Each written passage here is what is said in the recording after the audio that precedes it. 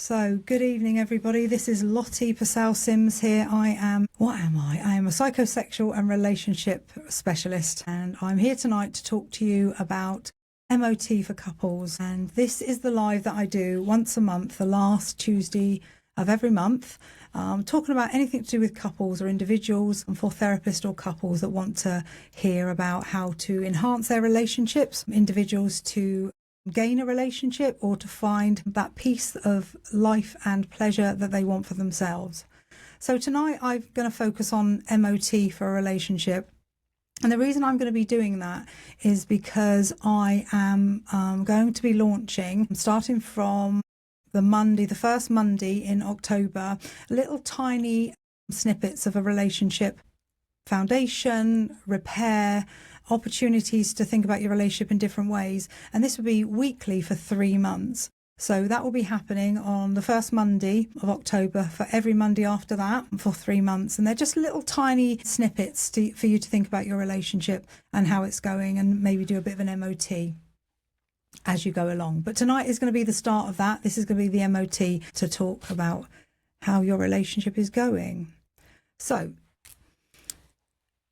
my analogy will be a car, okay? Because I really love cars. So when we think about our relationship is supposed to change over time. And if we feel like we don't like the changes, we then do a behavior to stop that change, which could be stonewalling, defensiveness, criticism. And we don't want to find out what the next step for that relationship is. And we want to grow with it. With the evolution of a relationship is really, really important. So for me, an MOT for a couple is to be able to pause for a minute, check in with each other, and give each other the opportunity to find out what's going on for each other. As simple as saying, "How are you?" With that is intimacy. Just stopping for a minute and being able to say to each other, "How are you? What's going on for you? Is everything going okay for you where you are?" Because if we don't do these MOTs, we go on for years without saying, "Is everything okay?" And as human beings, and the family of origin that we've come from, the character structures that we form, the attachments that we have, we do sit in this place of critical judgment within our relationship. Now that's things like, I'm holding resentment, but I'm not going to say anything. I'm exploding every now and then, but I'm not understood. So the reason why I do these lives is because I see couples regularly in my therapy room, and these are little snippets of things that are going on for them, things that actually could be repaired if they really wanted to. So let's take a look at the MOT, okay? What we're doing here is when we're looking at key areas to keep the relationship healthy. Yeah. We're going to look at communication, we're going to look at intimacy, and what I want to think about as a relationship is teamwork. I want couples, or the individual within the couple, to actually show up for the relationship. I'm noticing that couples, there's one cheerleader living in hope that the relationship will come back online, and we've got another partner actually ambivalent and thinking, "Isn't this enough? Haven't we done enough work? Why do we have to keep improving?" And without growth, there is more conflict than there's ever been before. Our developmental part of us needs to expand, human-wise. It just has to. So what I want to do is share with you some insights that I have about what goes on within a relationship. And I want us to begin with the check-in. So just like a car, a relationship needs regular servicing. When I say that, what I'm saying is, how do you check in with each other every now and then? And I'm talking about on a weekly basis, a monthly basis. There will be things going on in your relationship that you are totally unaware of. You might get a sense of something, but you don't go and find out what it is. It's just either put under the carpet, somebody's walking on eggshells, nobody will say what it is. And we've got to have the communication really clear within a relationship. We don't want the eggshell moments or the controlling moments. What we want is to be able to say, "I'm not okay at the moment, and I want you to see it from my perspective, and then I will listen to how you have received it, and then we can talk about it even further." So if you service your relationship on a regular basis, there is more likelihood that it will survive, because what you're doing is making the relationship significant. And if you are making the relationship significant, it means that you both feel prized. Okay. There was Carl Rogers. He was a eminent psychologist and counselor. He was talking about if we prize our relationships around us, which means love them, then we're more likely to stay together. And I want our couples to actually want to be with that couple, with that other person. I want them to build up that tension within a relationship. And we'll come on to that in a minute, because actually when you live together or you've got a longevity relationship, the tension isn't there as much as it needs to be. And we need to look at that. So I want couples to actually think about, how am I showing up for my partner today? Now, if you think about the paradox of change, where I'm sitting now in this beautiful studio, one of our sayings is I before we. And the I part of us, the differentiated part of us, is so important. Who are you as an individual? And who are you to show up whilst you're working on yourself with your partner? And one of the things I do with my couples is gauge it. So when you get out of bed, say, actually, do you know what? I feel really good today. I'm going to give 80% to the relationship. And the other person might say to yourself, I'm not feeling that great. I'm going to give 20%. And another day it might be 60-40, whatever it might be. Let's show up for the relationship, because you're in it. You're choosing to be in it. Nobody's making you be in this relationship. So if you're choosing your choices, then I want you to really think about how you can show up in that relationship. So when we talk about a check-in, the question I want the couples to ask is, where are we right now? And as an individual, you can ask yourself that question. Where am I right now? Am I in the place that I want to be in? Do I feel that I'm achieving what I want to as an individual and as a person within a couple relationship? So let's start off with some questions. Okay. If we made a list, what's the impact of your relationship not having an emotional connection? Do you feel like there are times when you're misunderstood and you wish that your partner would understand what you're trying to say, but it actually just sort of skims off like that stone across the water? They don't get it. They're not hearing it. An emotional connection is the most important thing that we value within a relationship.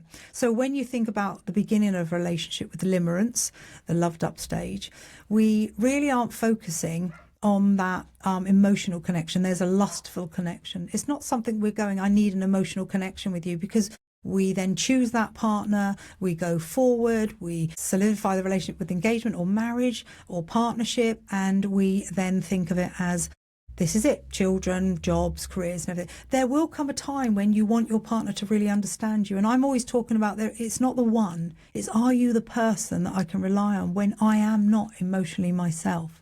Or I'm actually having things around me that are affecting me emotionally? Are you the one that would just drop everything and be there for me? And if you think of the physical side of a relationship, I'm a great believer in that if you are in a monogamous relationship, you're choosing that. And if the physical side of your relationship is disappearing, it's not allowed to, really.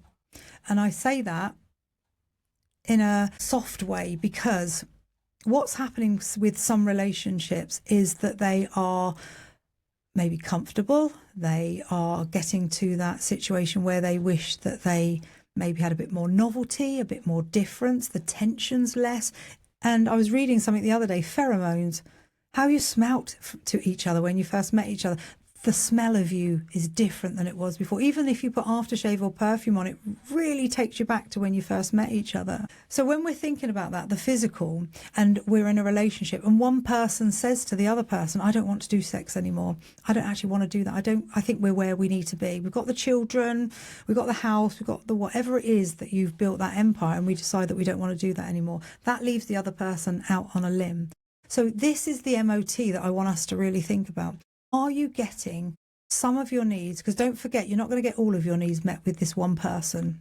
You've got to look at what's available to you and what's most important to you. So emotionally, am I getting the needs that I need? Physically, am I being made significant within the relationship? What are you doing for yourself? So even though the MOT is about, with a couple, it's about each other, you've got to still do that inner child work. You've got to think about, right, okay, how am I acting in this relationship? What am I giving in this relationship? Even as an individual, what am I giving myself? Am I nourishing myself enough? Am I nourishing the relationships that I have around me? And as a couple, I want you to think how nourishing you can be for each other. And then I always talk about the spiritual need. being able to talk about that part of you that comes to a place of, we are so tiny in the insignificant in the world that we are in. It's huge, the cosmos and all that. And I don't understand all of that, to be honest, but there is a higher power that we can actually attain to. And that doesn't mean it has to be God. It can be something different to that. And I want us to really think about that. Are you attuned to each other in a spiritual way? Does one person think this doesn't exist and it's all airy-fairy, and the other person is really thinking, I want karma in my life. I want a calmer life. I want to be able to meditate. I want to feel the feelings that I have without them being put to one side. So the MOT is quite multitasking or multifaceted, really. And I want us to really think about encouraging each other to look at the basics first of all. Okay, so we've looked at the list of the things that can help us towards that. But what we're looking at the base is communication. We always hear this same thing, communication is the key. But if we have a deficit in communication, we are first of all missing out on something that we would want to hear, but also being able to acknowledge the other person, to respond. So as I always say, the message that you're trying to get across is your responsibility, and when it lands with the other person and they answer you with that clarity and the responsibility, or responsive to the message, then there's more of a chemical connection with both of you. So communication is the key to being able to become closer. And interestingly enough, communication and intimacy seem to walk out the door at the same time, because we don't talk about the needs that we wish we had, or ask for the needs that we didn't have as a child and we want them now. And also we deny ourselves that opportunity to be less fearful, go towards, have courage. You are allowed to have a voice in a relationship. If there's something not quite right, it's got to be spoken about. And the MOT is about conflict, is growth trying to happen. And most of the couples I see come from a conflict deficit family of origin. There wasn't shouting. There was probably quite a lot of silence. If you were going to make a fuss, you were told to be less than. So if you think about that in a relationship sense, you really wouldn't be able to ask for your needs to be met. It would be either dismissed or rejected or abandoned. And that's the last feeling that you want to feel.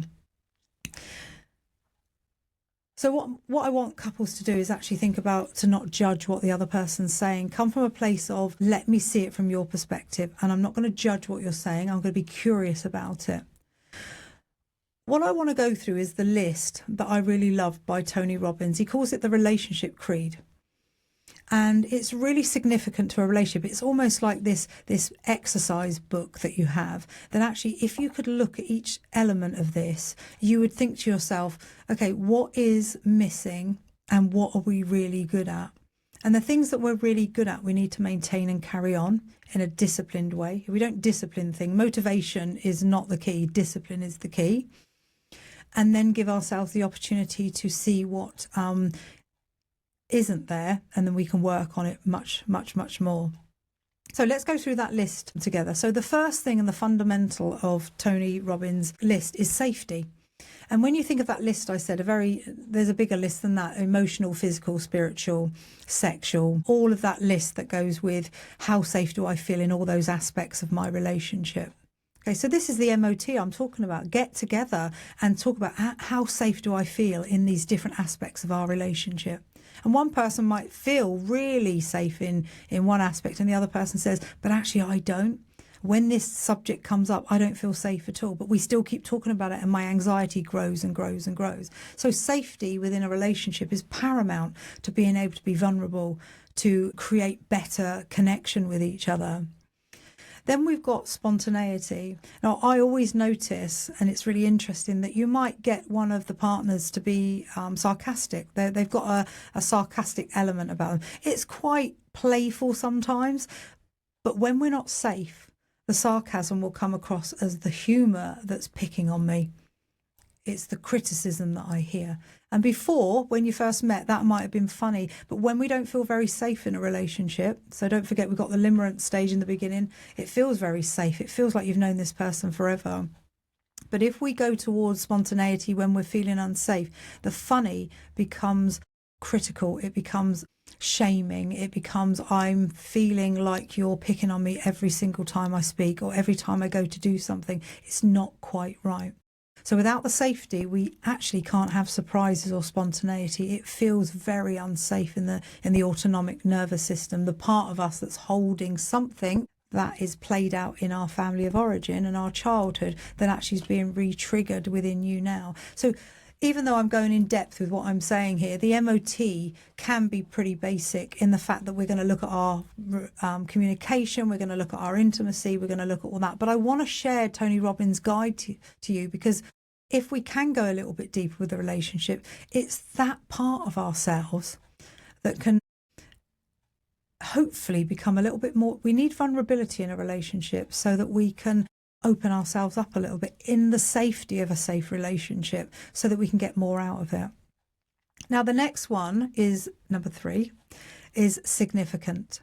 If in a relationship, or actually if you're single and you have people around you that don't value you, and valuing yourself is so important. No one else can do it for you, okay? If you value yourself, value will come towards you. But if we're in a relationship, if we've got insignificant, or I don't feel significant enough, then we will be feeling like we're out on a limb. We will feel like I'm not loved, or I'm not important enough, or I'm not enough. Significance is a really important one. All of them are important, but actually for us as human beings, if we feel insignificant, it really plays into lots of elements. So for instance, you and your partner go out and your partner's being really funny and making other people laugh, but when you are back together again, there's hardly any talking, there's no laughing, because the relationship isn't safe. And then you feel like everyone else gets what you want, but you don't get any of it when you're together. And I see that a lot in relationships. I can see that there's some jealousy within the relationship. There is definitely some contempt that forms through so much resentment. And that's not what we want. You are not going to get close to each other unless you're able to give each other that priority that a relationship needs. And as a single person, being number one for yourself is really, really important. These are not selfish acts. These are self-preservation. To value yourself is really, really important. Then Tony goes on to say growth. So I'm a great believer in how are you growing individually and how are you then growing together? So when we meet someone, we lean into that relationship wholeheartedly. Yeah. And when we do that, we sometimes forget about ourselves. We forget that we had a list somewhere that said my aspirations and my goals is to, and the list would then follow, whatever that might be for you. But when we meet somebody, their aspirations and goals sound a bit more interesting than ours. So it's the differences in the relationship that we look for. The similarity is because they remind us of our family of origin. It's the differences that keep us together. So when you think about this for a minute, if we're sitting on that polarities and that we've got one end doing this one and one end doing that one, that's absolutely fine. Okay. What we've got to do is find a middle ground, that alignment I talk about all the time. Alignment is valuing the other person. So the growth part of it is making sure that you think of yourself, not in a selfish way. You have to prioritize your needs and dreams and inspirations and adventures and all of that. And then you need to think about the relationship. What do I want to do with this relationship that enhances who I am as an individual and enhances who I am as a couple? So let me just make that as clear as I possibly can. The I before we is the part of us that can work out who we are so that we can authentically go into a relationship and be who we need to be in that relationship. However, when we meet somebody else with their expectations, then we then lean in maybe a little bit too far sometimes to people please or adhere to what they want because we feel like I don't want to lose them, I love them so much, or whatever the reason is. What we've got to do in this MOT is go, what part of us is triggering the other and what part of me can I be in this relationship that doesn't cause that friction? So let me give you an example. In my therapy room, I can see that sometimes if a need is not being met within a relationship, then there will be discord because the other person will say something like, I want to go away to golf for 4 days. And the other person will go, well, I'm not getting anything I've gotten, so you're not actually going on that holiday. So nobody gets anything in the end. what we've got to do is we've got to do negotiation, not compromise. How can we come together with this opportunity to go, what's the list for us? Is it communication? Is it conflict? Is it sex? Whatever the list might be. And actually, I always go for the number 3. Please don't make a massive list.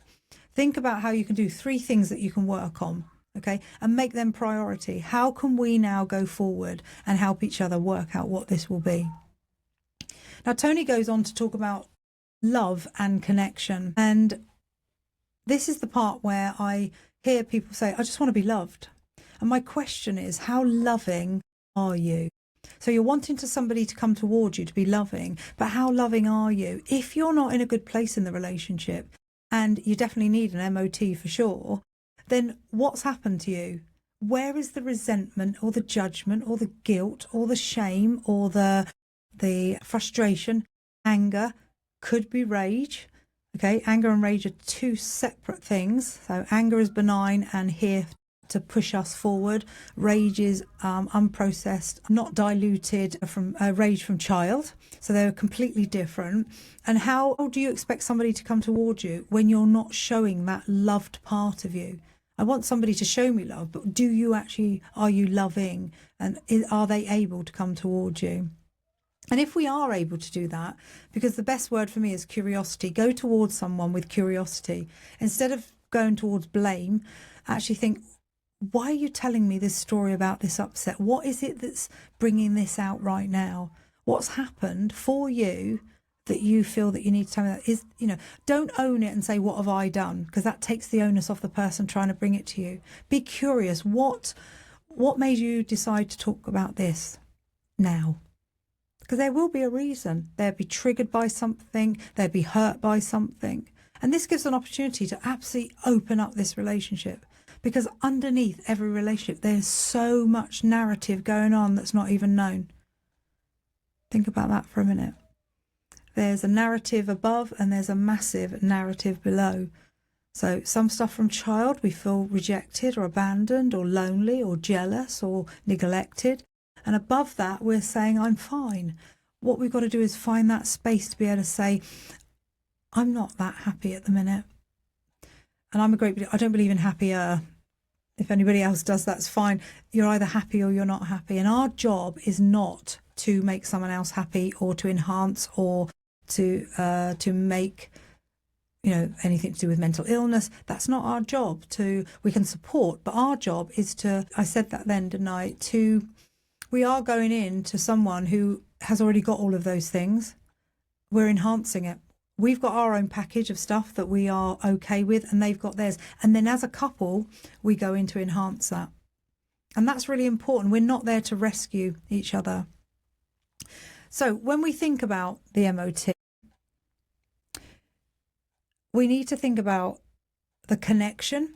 How close do I feel to my partner? Okay, so let me just finish Tony Robbins first.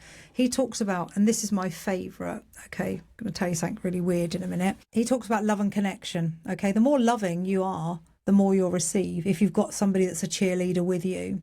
The connection comes from being loving. What connection do you want? What sort of love have you got? Is it care, love? Is it in love or I love? What is it that you're actually looking at from your partner? What sort of love is it? Is it now flatmate love? Where have you got to with that concept of how you're loving each other? And then Tony Robbins talks about, and he's done a lot of this, contribution above yourself. And I absolutely adore this. To serve, I think, is really, really important. We do live in a world, and I'm going to contradict myself slightly. The I part of us is the differentiated stuff that we need to work on, okay, for us to be holistic, a whole person. But if we come from a place of I selfish instead of self-preservation, we are too entrenched in our own wants and needs. Contribution above yourself is being able to do something. Yes, you will get a warm feeling from it. There is no way that you won't get something from it. But having the opportunity to give something above yourself. So when I've counselled people and we've talked about contribution above themselves, I had a couple that went off to build a latrine in Gambia, and This is quite a while ago now, and they weren't in a very good place, but they said, let's go and do something above ourselves. We're just entrenched in this misery with each other.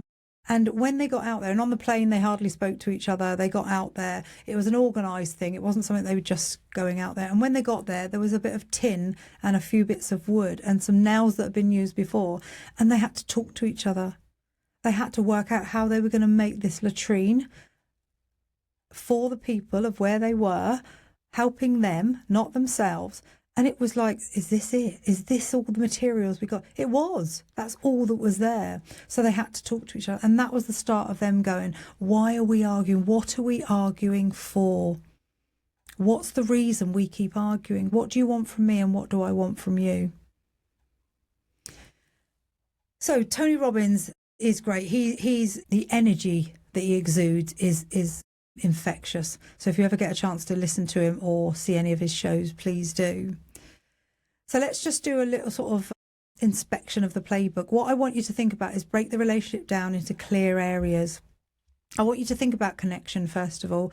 Do we feel close? Okay, do you still share time and laughter with each other? When's the last time you laughed with each other? What did that feel like? Was it spontaneous? If it's spontaneous, actually at that moment in time, did you feel really safe with your partner? Then we're looking at communication. Are we truly listening to each other? So there's active listening, coming from the other person's perspective, or pseudo listening. I'm going to listen to the radio, the television, the children, and look at my phone at the same time, and I know you're still talking to me. That's pseudo listening. We need to stop that. If somebody wants to speak to you, I want them to prep you and go, I need to speak to you in about 15 minutes. Are you free to have a chat with me? No phones, no kids, no TV, no radio, nothing else going on. Total eye contact. What do you need from me? That's pure, clear communication. And then waiting for a response. And that might be, I've only just heard this. Can I think about it? Yeah. How long do you need? Okay, let me think about it for a couple of hours and I'll come back to you. Absolutely great. Do you feel heard in a relationship? And that's a big one. Do you feel heard? You might be saying loads of stuff, but do you actually feel heard in this relationship? Have you got a voice within this relationship? Because we both all need to have a voice in a relationship. There's a lovely thing called the Imago dialogue. It's very well known. And it's an opportunity for you as a couple to sit together and slowly go through how to speak to each other. I'm going to give you a little demonstration. Obviously, being on my own, it's not that easy, but it would look like this. I feel frustrated when you don't empty the dishwasher. What I've heard you say is you feel frustrated when I don't empty the dishwasher. Is that correct? Yes, that's correct. Is there anything else on this subject? No. I am sorry that I don't empty the dishwasher and I feel like I have neglected that. Shall we discuss the chores and work out who's doing what? What does that sound like to you? That sounds really good. I'd like us to do that. So if you notice throughout that dialogue, there's 3 elements to it. There is the emotion, which was frustration. There is the strapline, what I've heard you say is, and then there's empathy. Now, Imago dialogue is not just one dialogue like that. It would be one subject at a time. And then if that subject couldn't be sorted, so there might be, yes, there's more to that subject. It would only be on that subject. Yeah, there's more to that subject. When you have emptied the dishwasher, you then don't put anything away. It's all left for me on the top. That sentence too long. Is there anything else on that subject? Yes. Why don't you put the crockery away after you empty the dishwasher? What I've heard you say is, why don't I put the crockery away when I've emptied the dishwasher? Is that correct? Yes, that is correct. Is there anything else on this subject? No. Okay. I hear you. I guess I take it for granted that you're going to put it all away because I've emptied the dishwasher. So I really hear that this is a problem. So what I'm going to do from now on is I will, if I empty the dishwasher, I will then put everything away. How does that sound? That sounds really good. So you can see that we can have multiple dialogues again and again and again without that conflict. And it's practice. You've got to practice this again and again and again. And I get my couples to practice it when there isn't a conflict. Say something that's quite benign and not too contentious, and practice it and practice it. And actually have on your fridge, what I hear you say is, get into the rhythm of it again and again and again. So there's an emotion, which was frustration. There was what I hear you say is, which is the strap line. And then it's, what is the empathy that I'm coming across? Now, obviously, if you don't feel empathy, you're feeling annoyance, then this conversation can't take place at the moment. You've got to find a place where you're going, I want to talk about this. Because we're going round in circles, we're doing the loop again and again and again, and I want us to be able to come to some sort of conclusion. Couples argue about chores so much. If we just get the chore list off the internet and we separate the chores for the house that you live in, then we separate them again, including children, yeah, get it done. Get the chores done. They are there forever. So what I want us to do is actually think about getting rid of the chores and this list on this side. So this is the chore list and this is the excitement list. Okay, Esther Perel calls it the kink list. The excitement list is, while all of that over there is done, we can get over in here and we can go for beautiful walks, we can hold hands, we can have fun, we can be vulnerable, we can be sexy together. This list is the list that we want to enhance. This list's always going to be there. It will never change. But if we get that list done and we've got things to look forward to, we won't care about the other lists so much. Intimacy. Okay, intimacy is so important, and it isn't in the bedroom. Intimacy starts off anywhere, with your partner, with yourself. It's so important to be kind to yourself, and it's so important for your partners to be kind to each other. Intimacy can start off with a slight touch of the shoulder, or a little text throughout the day, or something done that you would normally do. So if we think about love languages for a minute, acts of service, you would normally come back in and do the cooking, and the cooking's done. These beautiful little opportunities to invest in the relationship in an intimate way warms the relationship up to want to go towards more. That doesn't mean, I'm just talking about intimacy at the moment, not sex. Wanting more intimacy, wanting more connection, wanting to be next to your partner. If you notice, I'm using the word want to be wanted. It is so, so important. And that's when we feel neglected, if we don't feel like we're wanted. Also, I want us to do an MOT on, is the sex that we're having meeting our needs? Okay. It might be, and that's fine, but our arousal circuits are flatlining some of the time if we're doing the same thing. What we want to do is introduce something a little bit different. That might be a position, that might be feathers, that might be hot or cold stones. It might be whatever you can think of that would be a little bit more inviting. It's interesting, I wrote an article today on how to make your bedroom sexy. And it's really important to make that nest, because being able to go into a really uncluttered bedroom with beautiful smells and maybe candles and better lighting and all that sort of thing, being able to say, right, okay, we're messing about for the week, it's getting to the weekend, let's get in that lovely silk sheets, Egyptian cotton, whatever it might be. Make an effort to make that place a really snuggly place that you both want to be. And like I always say, make sure you've got a lock on the door at the top, so the children can't lock themselves in or in there with you. So yeah, the MOT would be going, is there enough touch? Is there enough affection between us? Where has it gone, and why don't we do it anymore? Is the sex meeting our needs? And this can be quite a difficult conversation to have. We're not being critical. We're just saying, what we're doing, I want to change it a little bit. I want to add something to it. And who has switched off? Because I do believe that if you're choosing the relationship, you're choosing friendship, intimacy and sex. That's the contract. If somebody opts out, then we've got a problem. One person needs then to be celibate and they don't really know what to do with themselves. They're not choosing to stop having that intimacy and sex, but somebody's switched that off. So that is a conversation to have. And then I'm going to talk about shared goals. Okay. Are you pulling in the same direction with money, family, lifestyle, and the vision of I? Okay. So like I've said before, we need the vision of I. Differentiation makes you a whole person. It makes you less frustrated in the life that you have, but are you pulling in the same direction? Have you got the same goals and desires? A relationship vision is really important, and the word vision is the important bit. Are you looking through the same lens? Is one person thinking, I'm going to live in Portugal when we retire, and another person thinking, I'm never going to leave England? We need to have a direction that we're both going in at the same time. And then we need to look at how we repair. One of the things that a lot of people don't know how to do is they are really good at arguing, they're really good at sulking, and they're really good at chucking it under the carpet and not bothering with it anymore. And in the MOT, I want us to really think about your conflict style. What is your conflict style? Is it competitive? Is it compromising? Is it appeasing?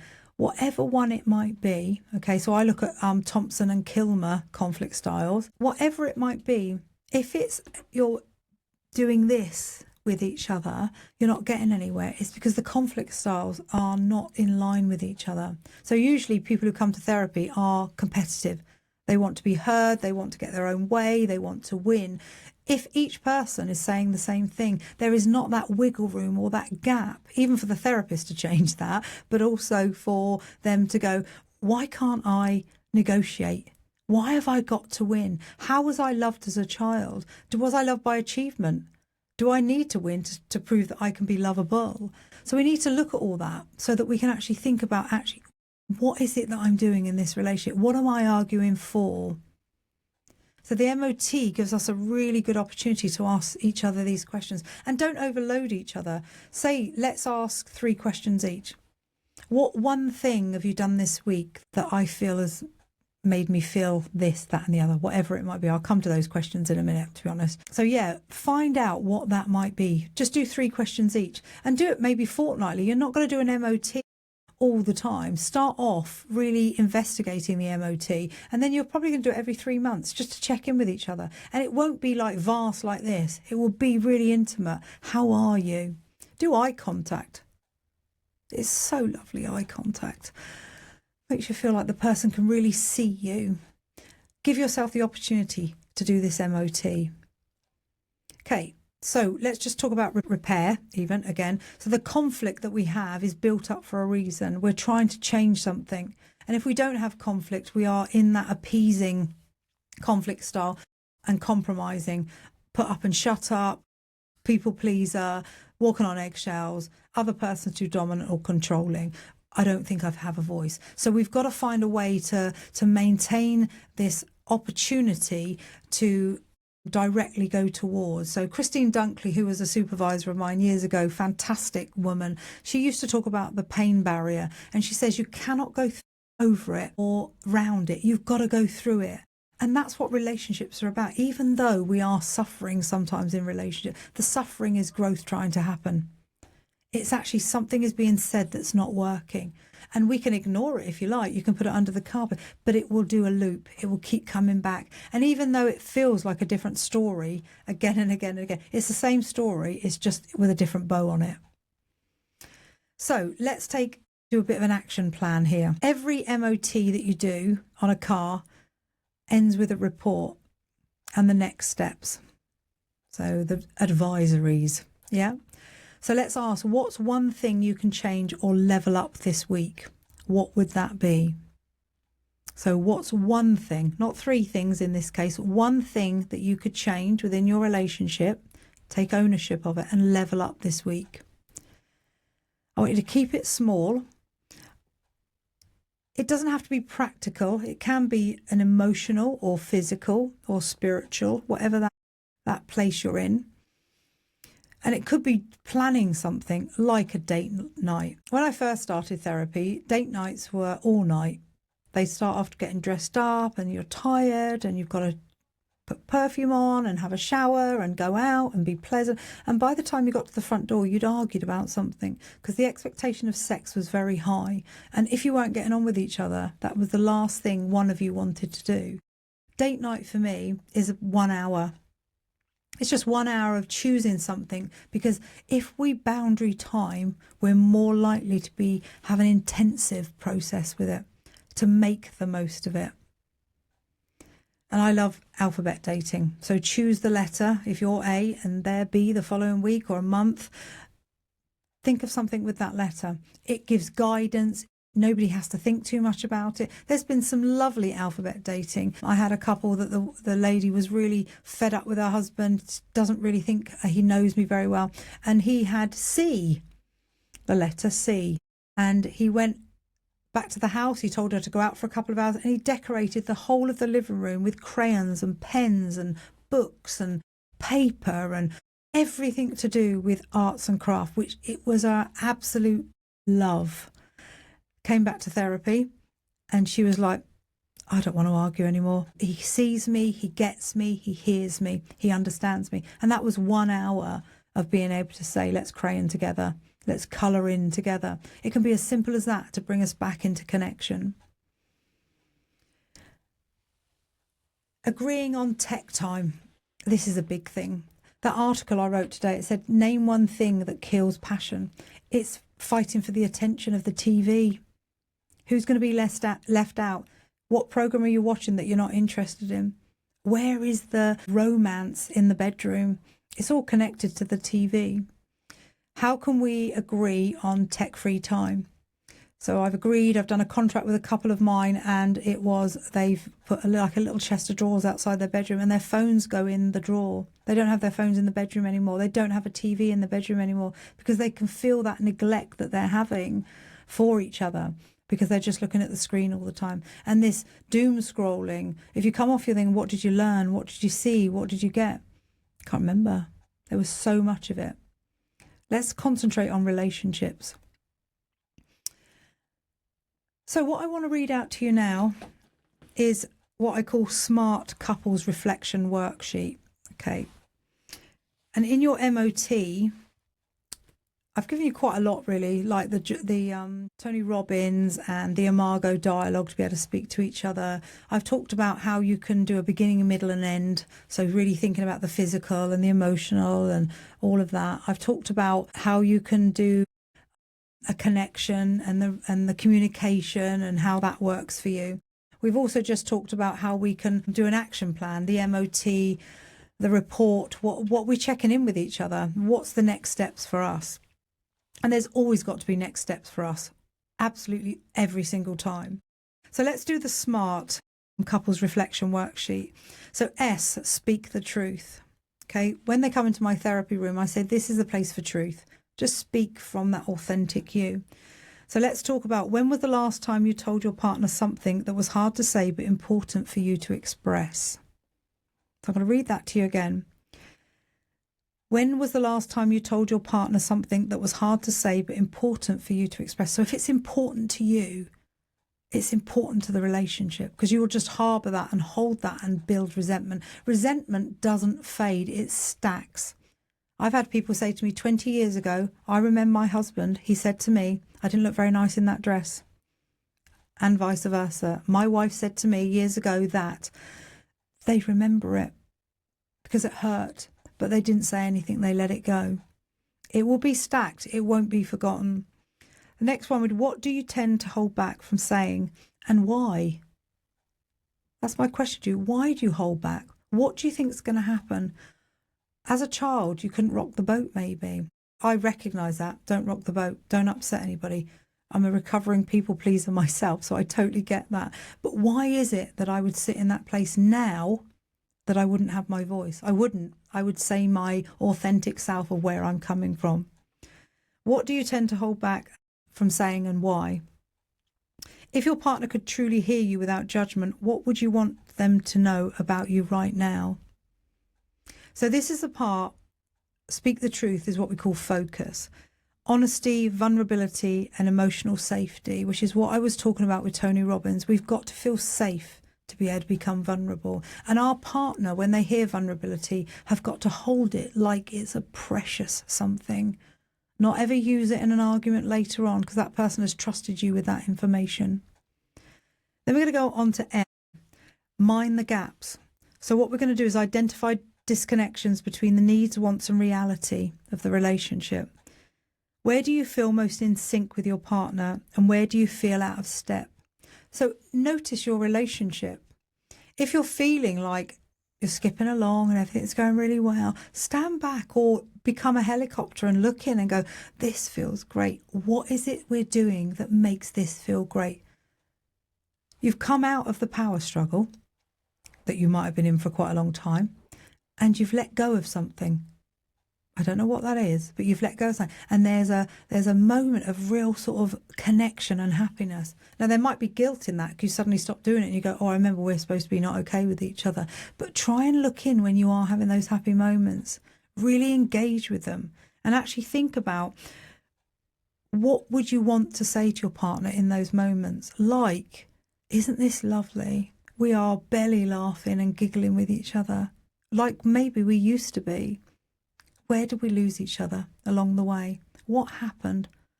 I always look at a relationship, however long they've been together, and then I go back 5 years. What was happening 5 years ago to this relationship? Because we don't suddenly feel like this. It's an accumulation of thoughts and feelings and behaviour that takes us to the place that we are now.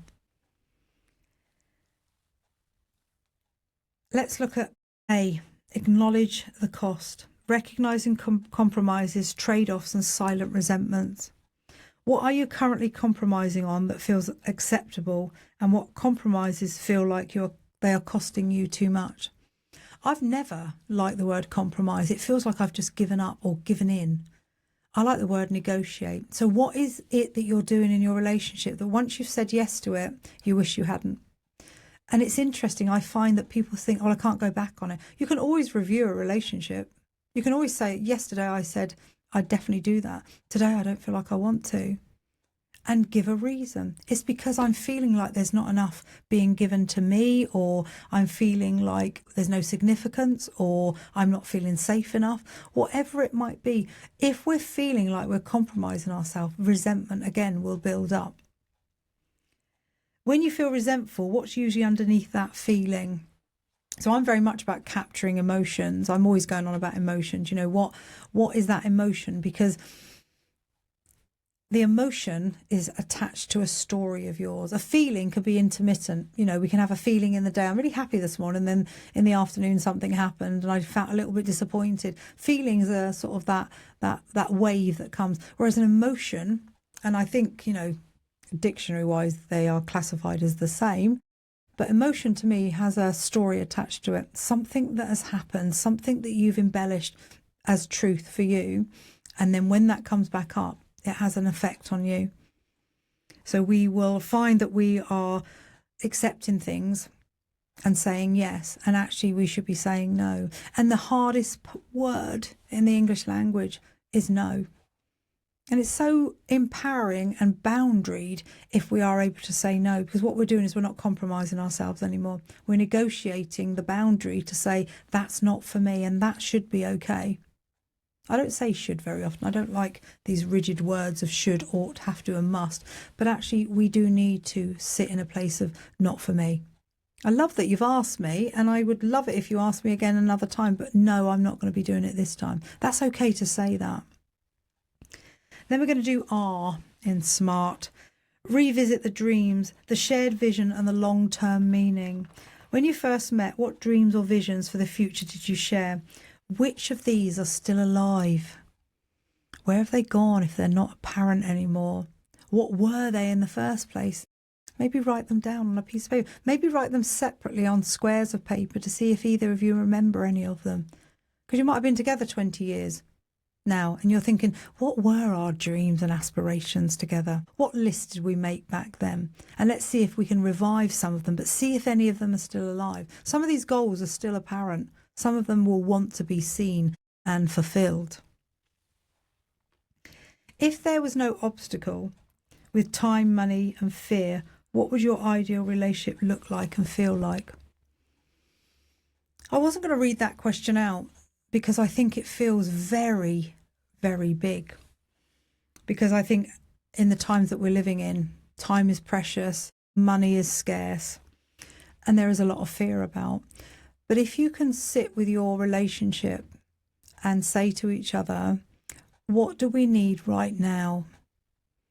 we've got many people, and I do talk about the past. I'm not a psychodynamic therapist. I'm a person-centered therapist, which means I am looking at the here and now. But I do talk about the past because we are playing out our past in our current relationships because we're trying to get our needs met. But if we are constantly sitting in that fear in the relationship, or we are constantly thinking about money or the time that we have, we are not engaging in the here and now. Looking back or looking too far forward can take away the essence of now. And when we're talking about arguments, the arguments are long-standing arguments, but what we need to do is work them out right now. Harville Hendricks talks about the ideal, the ordeal, and the real deal. And the ideal is the loved up stage, the limerence. The ordeal is the power struggle that we find ourselves in when we need an MOT, usually, what is happening to us. And then we've got the real deal. We come out of the power struggle and we feel like we are in tune, aligned, all the things that you want for the relationship. We're getting on, the conversation's great, the intimacy is good, the sex is ramped up even more than it did before. It feels lovely. Instead of just going with the flow of that, stop for a minute and go, how can we keep this going? And it's not maintenance, it's discipline.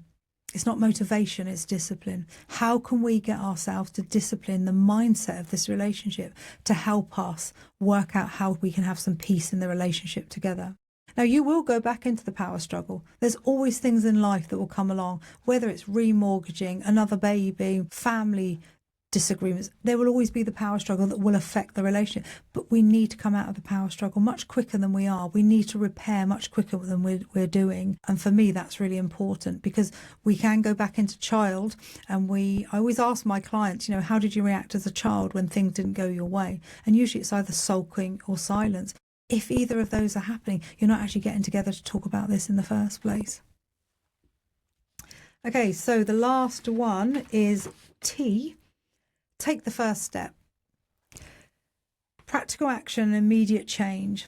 What is one small thing you could do this week to improve your connection? Just one small thing. One thing that I love is I can feel it now. When your partner, for no reason at all, slips his hand into yours and just squeezes it, just for a second. I just feel that is just so intimate for no reason whatsoever, because he can. There is some safety in that. It just feels so aligned with how I want the relationship to be. It's just such a small thing to do, but the warmth within the body is just so aligned with the value that I want to feel. So what's one small connection you could make with your partner? What is one thing you could stop doing that will reduce tension between you? Why are you fighting still? What do you want? What are you fighting for? How will you hold each other's accountability for making small, consistent changes without turning it into criticism or score keeping? Let me read that again. How will you hold each other accountable for making small, consistent changes without turning it into criticism or score keeping? Change is hard. Okay, we get into this place and usually one person starts evolving before the other, and the other person who is finding that centre for themselves starts criticising the person that's not doing enough. We need to say to them, you do you and I'll do me, but I hope we can meet at the beginning and the end. Because if we can't do that, then we have this resentment that builds up. You are an I first. Go and fulfill the things that you need to do whilst being in a relationship. You can be in a relationship while finding you, the I of you. And whilst you're doing that, you can share those experiences with your partner. And then the relationship needs to come online. Much more than the relationships I'm seeing, we need to have more love, connection, negotiation, communication. Definitely need more intimacy with each other. The alignment within relationships seem for me to be fracturing, and we're not doing enough repair. And the key to repair is empathy. Being empathic and coming from the perspective of going towards the other person with understanding, giving them an opportunity to actually tell you the whole story for them and for you to hear it from their perspective. Go back over your own side and then respond. What I've heard you say is. I hope this has been helpful for anyone that's listening. I love it that I'm on YouTube and I'm live, so I'm really grateful for that. Thank you, Elliot, for letting me come to the studio. I absolutely love the Paradox of Change studio. We do podcasts here all the time, so if anybody's interested, they've got something they want to talk about, please get in touch with us, and I will see you in a month's time. And don't forget, starting the first Monday of October, for 3 months, there will be little snippets of different things about relationships that I'll be sharing with you. So I look forward to seeing you soon. Thanks so much. Bye.